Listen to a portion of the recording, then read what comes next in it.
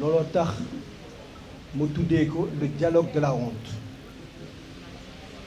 parce que tey dëkk bi fu mu toll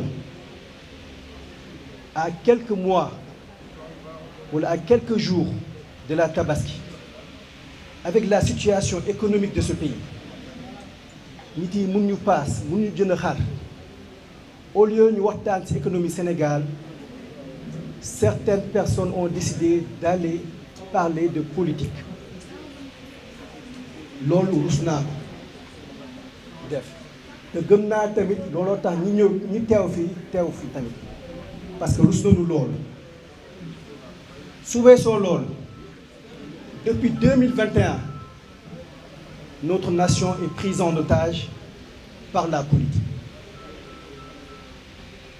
Quand on parle des citoyens, c'est juste quand il y a des catastrophes, mooy effondrement, quand il y a des décès, quand il y a des incendies. Sinon, la plupart du temps, on parle que des politiciens. Dëkk nag mënul développer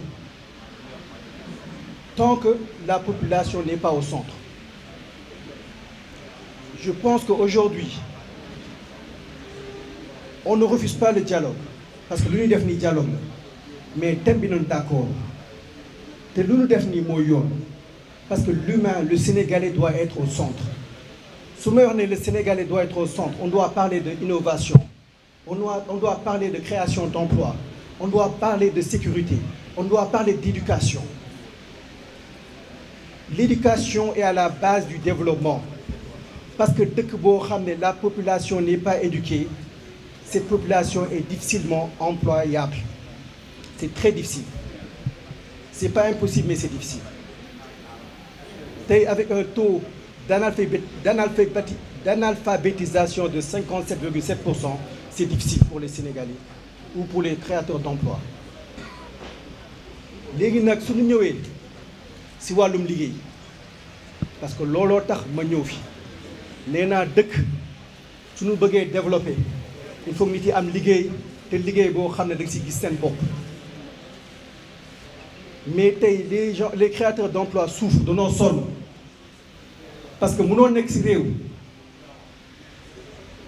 boo xam ne marché bi demeewul noonu l'État te demande 30% d'impôt sur les sociétés ne le 18% TVA au même moment américain bi ñoo ngi koy laaj 21 wala 22% di ko laaj entre 0 et 7% sur la TVA soo demee Irlande ils sont à moins de 15%. ñun bañu ñu fay impôt on veut payer les impôts mais quand on paye les impôts c'est pour dimbali Sénégalais mu dugg ci loxo Sénégalais looloo tax ñu bëgg a fay impôt. Semaine bii dem naa Notto Gouye Diama gis seen soble di yàqu gis seen pomme de terre di yàqu au même moment l'État du Sénégal dépense des milliards pour des voitures de luxe pour les députés. Est-ce que nous donnons fay seeni impôt pour entretenir benn opulence benn vie de luxe des politiciens? On a payé cet argent pour dimbali les Sénégalais. Les milliards là qu'on a payé pour acheter des voitures ñaata chambre froide lañu mënoon defar ak xaalis boobu ñaata milliers ou des millions de Sénégalais ñu mën a gis seen bopp ci xaalis boobu. Malheureusement, j'ai l'impression qu'on nous demande de payer des impôts pour entretenir la vie de luxe des politiciens, mais pas le bien-être des Sénégalais. Et c'est ça qui est dommage. Il est temps ñu jug.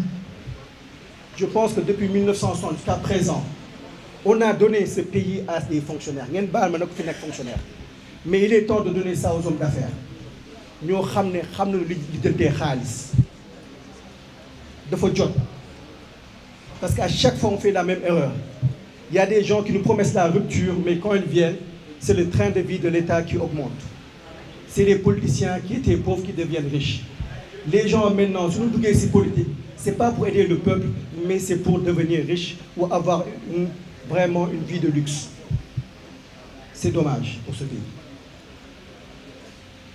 Donc tey dafa jot maa ngi koy répété dafa jot ñu jug dafa jot ñu jëlaat seen réew dafa jot ñu ne l'humain doit être au centre dafa jot la vraie rupture dafa jot le renouveau dafa jot la renaissance ngeen baal ma nag damaa tënk kàddu yi bu baax a baax parce que on devait commencer plus tôt mais il faut que ma tënk ko parce que am na feneen fu mu war a dem di jégalu bu baax a baax di leen sant di leen gërëm. Merci beaucoup, Président Thiaw, pour le pragmatisme et pour la clarté des propos. Et l'autre invité,